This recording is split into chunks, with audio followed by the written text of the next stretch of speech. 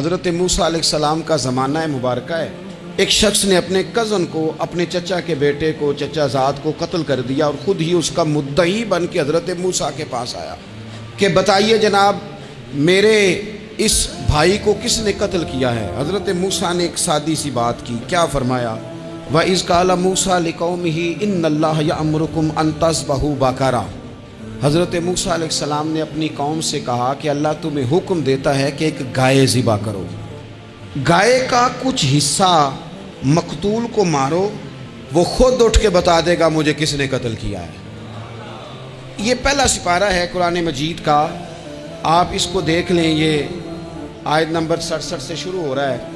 تو اب وہ چونکہ ذبح کرنا نہیں چاہ رہا تھا، اس کو پتا تھا کہ مجرم تو میں خود ہوں، وہ ذبح چونکہ کرنا نہیں چاہ رہا تھا، اس سے کہا کہ مارو ایک حصہ گائے کا، اس کو تو یہ اٹھ کے بتا دے گا۔ تو اس نے جواب کیا دیا؟ قالوا اتتخذون ہزوا، یعنی لگا آپ میرے ساتھ مذاق کرتے ہیں، کبھی ایسا بھی ہوا ہے؟ قال اعوذ باللہ ان اکون من الجاہلین، حضرت موسیٰ علیہ السلام فرمانے لگے میں اللہ کی پناہ مانگتا ہوں میں جاہلوں میں سے ہو جاؤں۔ ہر وقت مذاق کرتے رہنا یہ تو جاہلوں کا طریقہ ہے۔ کن کا ہے؟ حضرت موسیٰ نے کہا ہے، قرآن پاک ہے، ہر وقت مذاق کرتے رہنا۔ خوش طبعی اور چیز ہے، مسکراتے رہنا، لیکن کسی کا مذاق ہر وقت اڑاتے رہنا کن کا طریقہ ہے؟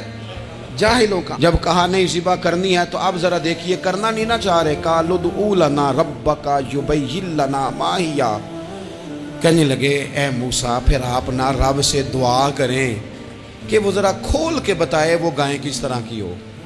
ارادہ نہیں نہ ذبح کرنے کا، آپ دعا کریں۔ قال انہ یقول انہا بقرۃ لا فارض ولا بکر، فرمایا کہ رب کہتا ہے وہ گائے نہ بوڑھی ہو نہ زیادہ بچیا ہو، عوان بین ذالک، ان کے درمیان ہو، یعنی جوان گائے ہو۔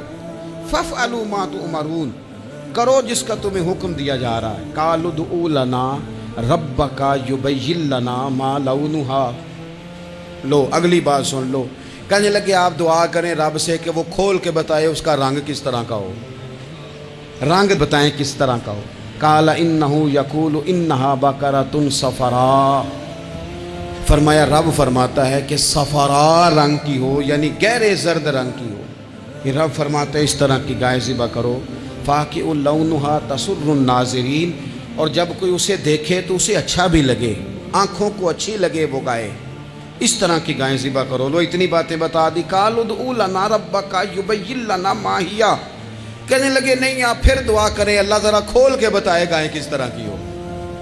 ان البقرہ تشابہ علینا، ہمیں ذرا گائیں پر شبہ پڑ گیا ہے کس طرح کی ذبح کرنی چاہیے۔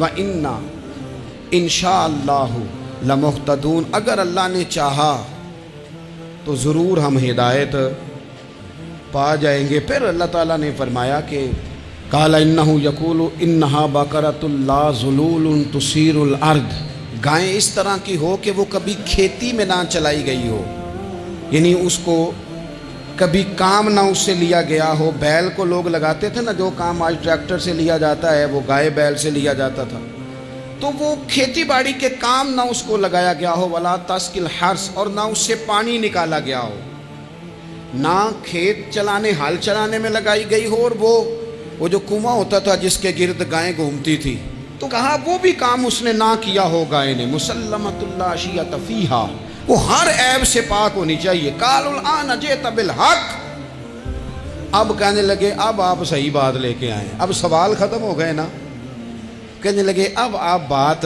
فذبحوہا، انہوں نے ذبح کر دی۔ وما کادوا یفعلون، پر ایسا کرتے نظر آتے، لگتا نہیں تھا کریں گے ذبح پر ذبح۔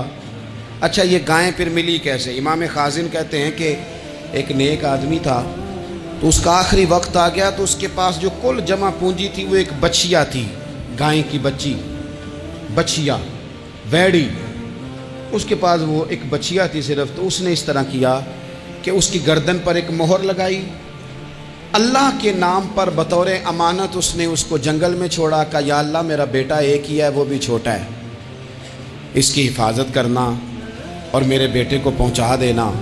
بچہ بالغ ہو گیا، اس کی ماں نے کہا بیٹا جو امانتیں رب کے پاس رکھوائی جائیں نا ان میں خیانتیں نہیں ہوا کرتی، جا کے جنگل میں آواز دے تیری گائے واپس آ جائے گی۔ اس نے جا کے جنگل میں آواز دی کہ وہ جو میرے باپ نے امانت رکھوائی تھی وہ کدھر ہے؟ وہ نشان لگی ہوئی گائیں دوڑتی ہوئی اس کے پاس آئی۔ واللہ خیر الرازقین، جب رب بندوبست کرے، جب اللہ بندوبست کرے تو پھر معاملہ اور ہوتا ہے۔ وہ گائے آ گئی۔ اب اس نے کیا کیا اس نوجوان نے کہ وہ گائے گھر لایا، ماں سے آ کے کہا کہ اماں یہ تو اللہ نے فضل کر دیا۔ ماں کہنے لگی پتر حالات ہمارے خراب ہیں، منڈی میں لے جا اسے بیچ دے، لیکن سودا میری مرضی کے بغیر طے نہ کرنا۔ کس کی مرضی کے بغیر؟ کس کی؟ اماں کی مرضی۔ اور سنو یار، تھے کچھ لوگ جن کو لوگوں نے تانے بھی دیے کہ تم ماں کے پیچھے لگ گیا ہے، لوگوں نے بڑا کچھ کہا، پر جو ماں کی مرضی پہ لگیں ناکام نہیں ہوتے زندگی میں۔ یہ دیکھو ماں کی مرضی پہ لگا۔ اس کی قیمت کتنی تھی گائے کی؟ بڑی مہنگی تھی، پر 3 دینار کی تھی۔ منڈی میں لے گیا، 3 دینار اس کی قیمت لگ گئی۔ تو ماں نے کہا تھا میری مرضی کے بغیر سودا نہ کرنا۔ اب بچے تو نہیں نہ مانتے، اماں کو کیا پتا باہر بزنس کیا ہے، لین دین کیا ہے، پر ماں نے کہا تھا میری مرضی۔ بندہ دے رہا ہے اسے 3 دینار، اس نے کہا جی میں نے طے تب کرنا ہے، ڈن تب کرنا ہے، پہلے اماں سے پوچھنا ہے۔ گھر جا کے اماں سے پوچھا، اماں کہنے لگی دے دے۔ واپس آیا تو اس نے کہا کہ میں 6 دینار دیتا ہوں پر میری شرط ہے، ماں سے نہیں پوچھنا۔ اس نے کہا تو 12 بھی دے، ڈن تب بھی ہونا ہے جب اماں نے کہنا ہے۔ وہ جب اس طرح کی اس نے گفتگو کی، واپس اپنی والدہ کے پاس گئے، کہنے لگے اماں سمجھ نہیں آتی، 3 دینار کی گائیں بندہ 12 میں خریدنے کو تیار ہے، شرط لگاتا ہے کہ اماں سے نہیں پوچھنا۔ تو والدہ کہنے لگی پتر پہلے اس سے جا کے پوچھ کیا وہ ہے کون؟ یہ کوئی روحانی معاملہ ہے، کوئی غیبی مدد ہے، پوچھ۔ اس سے جا کے پوچھا تو وہ کہنے لگا میں تو فرشتہ ہوں اللہ کا، تو نے گائیں بیچنی نہیں، اس لیے کہ تیرا باپ بھی نیک ہے، تیری ماں بھی نیک ہے، رب تیرے رزق میں برکت پیدا فرمانا چاہتا ہے۔ ماں باپ نیک ہونا رزق میں برکت ہو جاتی ہے۔ ماں باپ نیک ہوں، ان کی صالحیت کا اثر پہنچتا ہے بچوں تک۔ رزق حلال کما کے لانے والے ہوں تو گھر میں برکت ہوتی ہے۔ جا کے کہا کہ تیرے ماں باپ نیک تھے، اسے نہ بیچنا گائے کو، تو کیا کریں؟ کہنے لگے بنی اسرائیل والے سوال کر کر کے خود مشکل میں آ گئے۔ اب وہ ایسی گائے جو جوان بھی ہو، یہاں تو ہر غریب آدمی اپنی گائیں یہاں لگا دیتا ہے، کھیتی باڑی میں یہاں لگا دیتا ہے، کنویں میں پانی نکالنے میں، تو یہاں تو ہر ایک کی گائیں، تو ایسی گائیں جس کا رنگ بھی اتنا پیارا ہو، زیادہ بوڑھی زیادہ بچی بھی نہ ہو، اور ابھی تک کھیت میں بھی نہ لگی ہو، وہ سوائے تیرے کہیں نہیں ہے۔ اس نے کہا چل پھر مہربانی کر بتا میں کتنے کو دوں گائیں، اگر وہ آ جائیں تو کتنے کو بیچنی ہے؟ اسے کہنا کوئی نہیں، ریٹ تو زیادہ کرنا ہی نہیں۔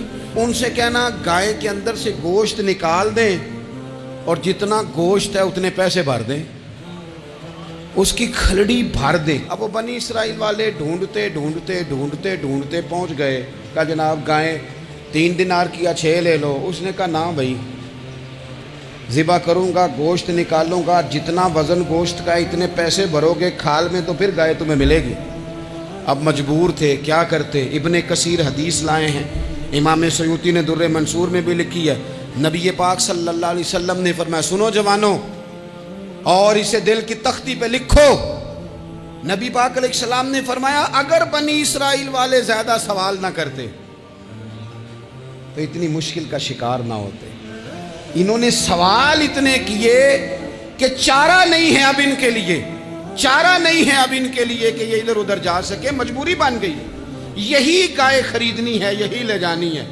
اب اتنا سارا مال جمع کر کے وہ گائے خریدی، ذبح کی، تو مقتول کو جب اس کا ایک حصہ مارا تو اس نے اٹھ کے کہہ دیا یہ جو مدعی بنا ہوا ہے نا، یہی تو میرا قاتل ہے، یہی تو میرا قاتل ہے، یہی تو ہے، اس نے یہ سارا کام کیا۔